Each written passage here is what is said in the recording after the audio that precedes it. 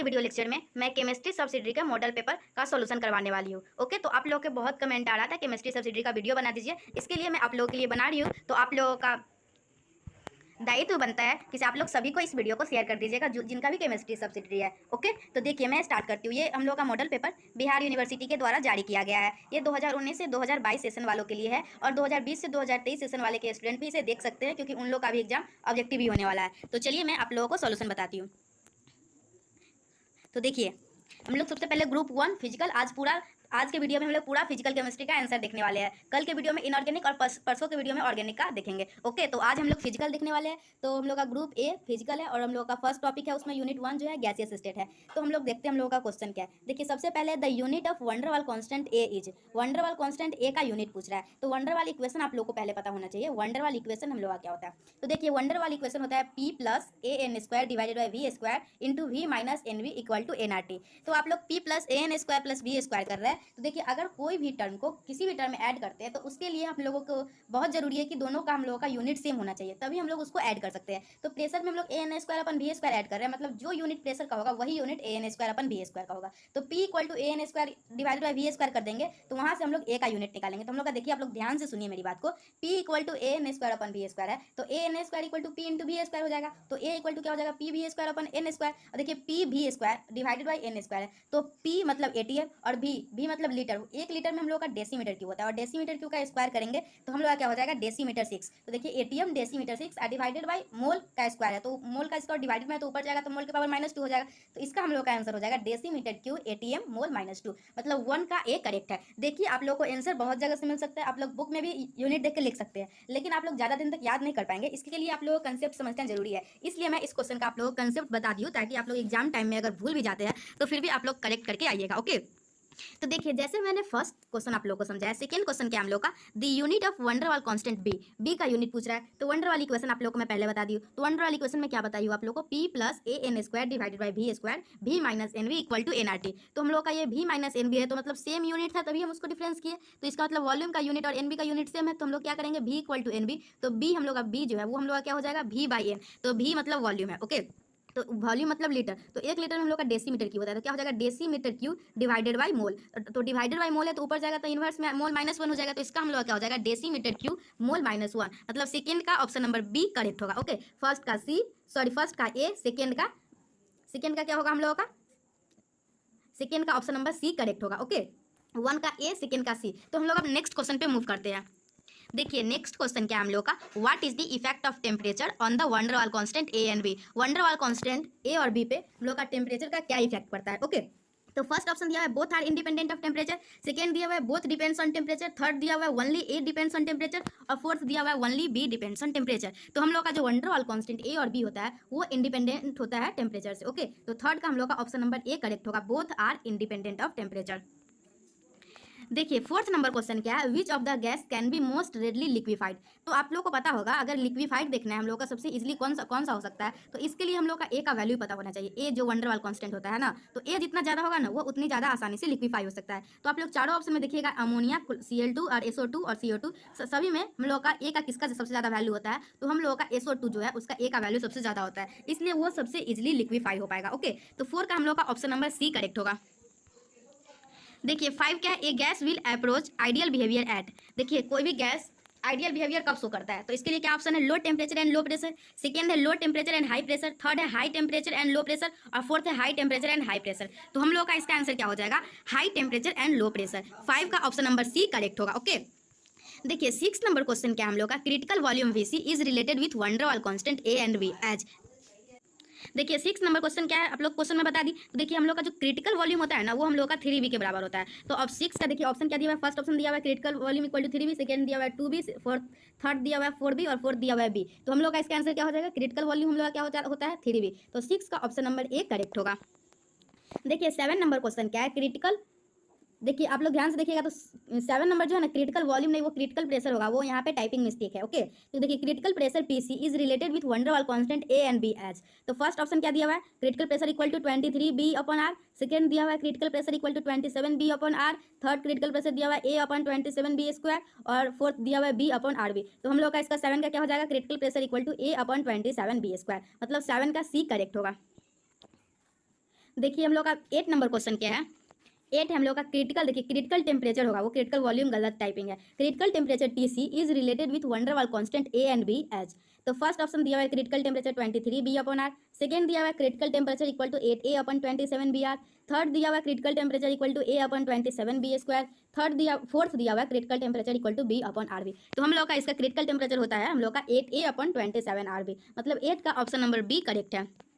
देखिए question number 9 क्या है, for van der Waals gases the value of critical compressibility factor z c. तो देखिए हम लोग का जेड क्या होता है, कंप्रेसिबिलिटी फैक्टर जो होता है ना, वो हम लोग का जेड होता है पीवी अपॉन आरटी। और यहाँ बात क्या कर रहा है क्रिटिकल का, तो क्रिटिकल का बात कर रहा है तो हम लोग क्या हो जाएगा, पीवी अपॉन आरटी है तो PC VC upon r into TC हो जाएगा। ओके, और मैं आप लोगों को पीसी पहले ही बता चुकी हूँ, ए डिवाइडेड बाई 27 बी स्क्वायर होगा, और भीसी भी पहले ही बता दी हुई 3 बी होगा, और हम लोग का TC a 8 a upon 27 R B होगा। तो ये तीनों इक्वेशन को आप लोग, ये compressibility factor Z equal to P V divided by R T है, लेकिन हम लोग सभी का सही वैल्यू क्रिटिकल पे लेंगे। तो हम लोग ये जितना भी तीनों बताई हूँ मैं, तीनों आप लोग वैल्यू रखिएगा तो आप लोग को 3/8 आएगा। सभी को रख के इक्वेशन में रखिएगा तो 3/8 आएगा, और उसको सॉल्व कीजिएगा तो जो ऑप्शन नंबर ए है 0.375 वो करेक्ट होगा हम लोग का। ओके, तो 9 का ऑप्शन नंबर ए करेक्ट होगा।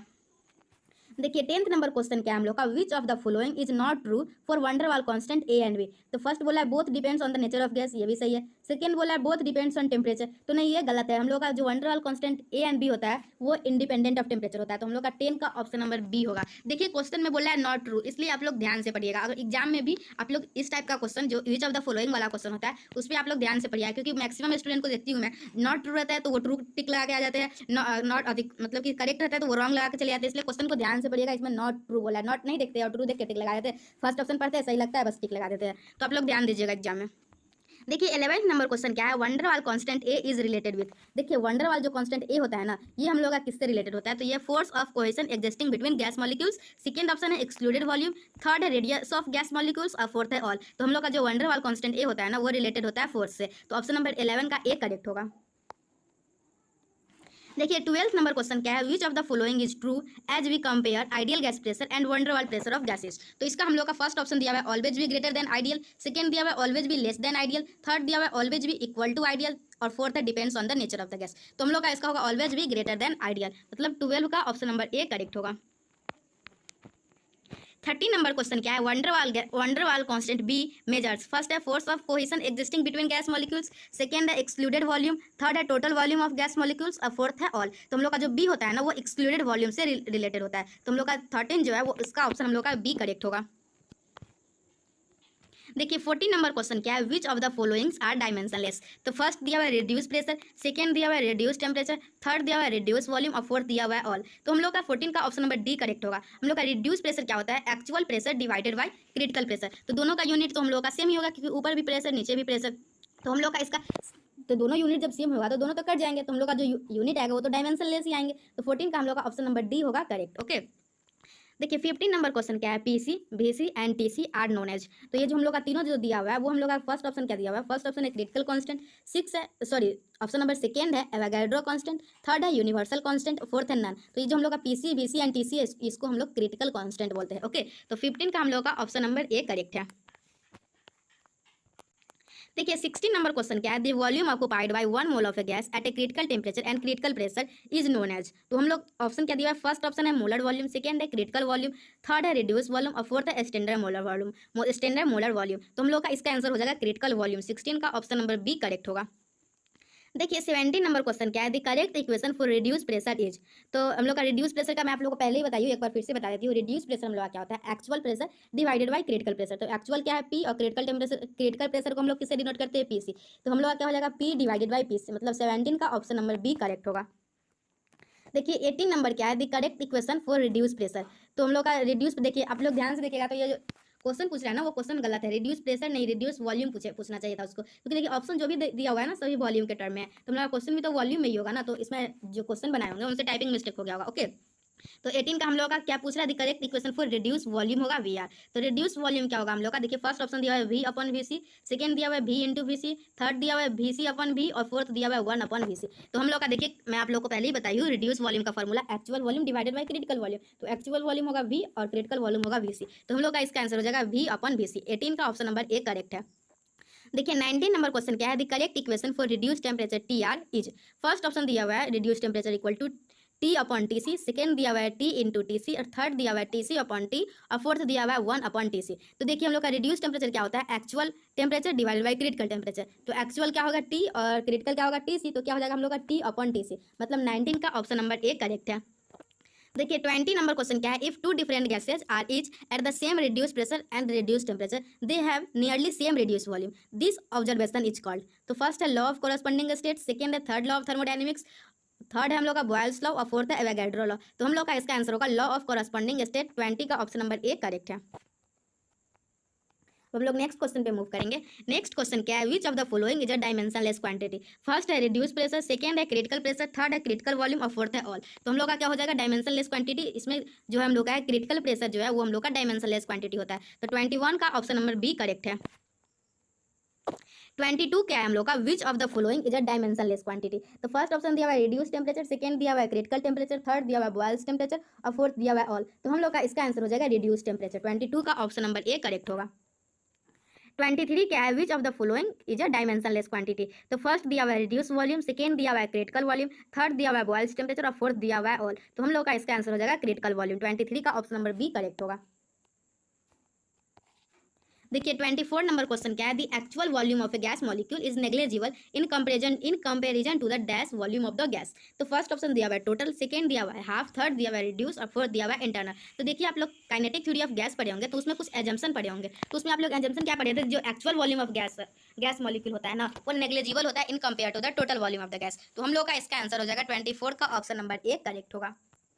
देखिए 25 क्या है हम लोगों का, if the value of van der Waals constant A is greater it means. तो देखिए मैं आप लोगों को शुरू का ही क्वेश्चन बताई थी, उसमें भी बताई थी। देखिए अगर आप लोगों को ए अगर जितना ज्यादा होगा ना, उसका गैस उतनी आसानी से लिक्विफाई हो जाएगा। ओके तो देखिए फर्स्ट ऑप्शन क्या दिया हुआ है, the gas liquefied easily, second दिया हुआ है the gas can not be liquefied easily, और थर्ड दिया हुआ है the gas is not liquefied, और फोर्थ दिया हुआ है there is no relation between liquefaction of gases and van der Waal constant a. तो हम लोग का इसका आंसर क्या हो जाएगा, the value of van der Waal a जितना ज्यादा होगा उतना ज्यादा क्या होगा, गैस आसानी से लिक्विफाई हो सकता है। तो 25 का ऑप्शन नंबर ए करेक्ट होगा। ओके देखिए हम लोग गैसियस स्टेट का 25 क्वेश्चन, 25 के 25 क्वेश्चन हम लोग कंप्लीट कर चुके हैं।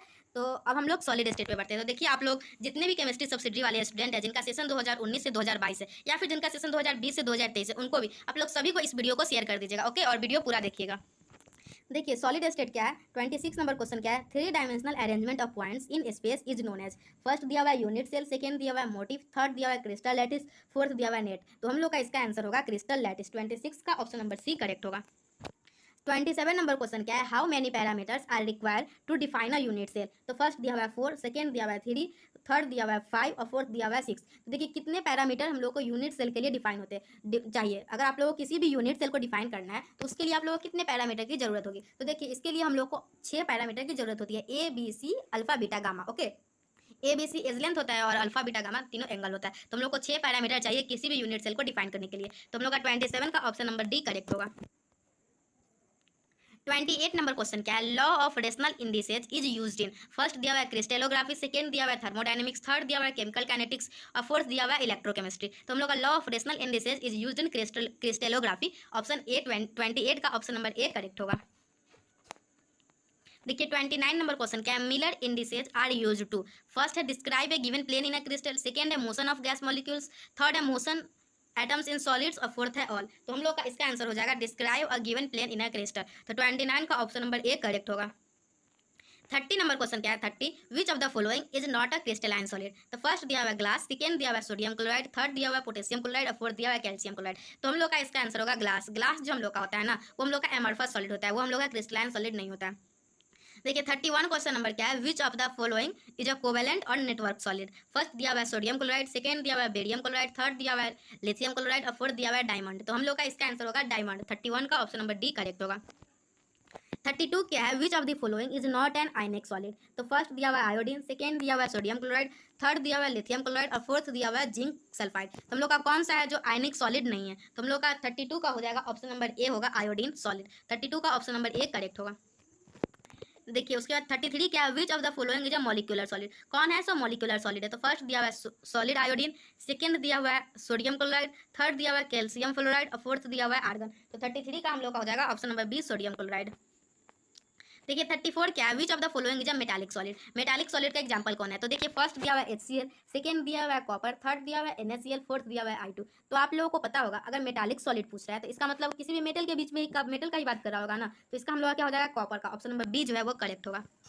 देखिए 35 क्वेश्चन नंबर क्या है, total number of crystal system is. First दिया हुआ 8, सेकंड फर्स्ट ऑप्शन है 8, सेकंड ऑप्शन है 6, थर्ड ऑप्शन है 7, फोर्थ ऑप्शन है 5। तो हम लोग का इसका आंसर क्या हो जाएगा, ऑप्शन नंबर सी 7 हो जाएगा। Total number of crystal system is 7।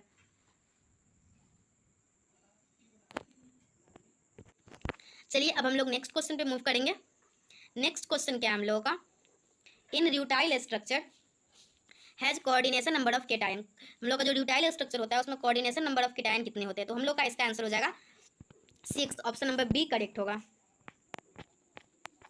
37 number क्या है, in rutile structure the coordination number of anion. Rutile structure में एनायन के कोऑर्डिनेशन नंबर क्या होते हैं, तो इसका हो जाएगा 3। ऑप्शन नंबर डी करेक्ट होगा।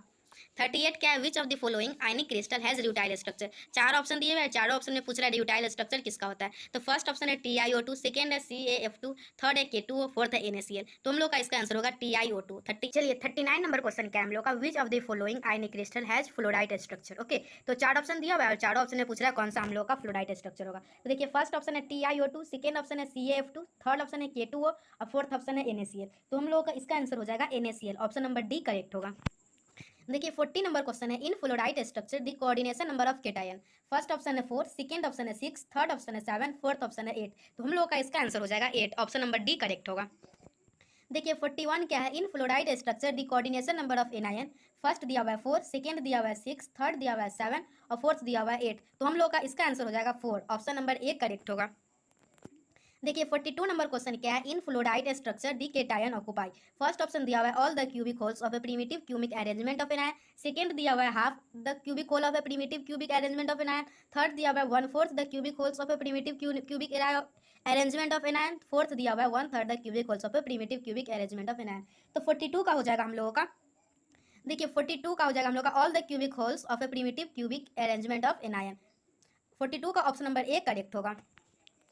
देखिए 43 क्या है, which of the following is the coordination number of cation and anion in fluoride structure. First option दिया हुआ है 4:8, सेकंड दिया हुआ है 4:6, थर्ड दिया हुआ है 8:4 और फोर्थ दिया हुआ है 8:6। तो 43 का हम लोग का हो जाएगा 8:4, मतलब 43 का ऑप्शन नंबर सी करेक्ट होगा। देखिए 44 क्या है, which of the following is the coordination number of cation and anion in rutile structure. First दिया हुआ है 4:8, सेकंड दिया हुआ है 4:6, थर्ड दिया हुआ है 8:4 और फोर्थ ऑप्शन है 6:3। तो हम लोग का इसका आंसर हो जाएगा 6:3। 44 का ऑप्शन नंबर डी करेक्ट होगा। देखिए 45 क्या है हम लोग का, graphite has layered structure, the number of carbon atom bonded to a carbon atom in the same layer is. First दिया हुआ है 4, सेकंड दिया हुआ है 2, थर्ड दिया हुआ है 3, फोर्थ दिया हुआ है 8। तो हम लोग का इसका आंसर हो जाएगा 3। ऑप्शन नंबर सी करेक्ट होगा। देखिए 46 हम लोग का क्या है, graphite is a good conductor of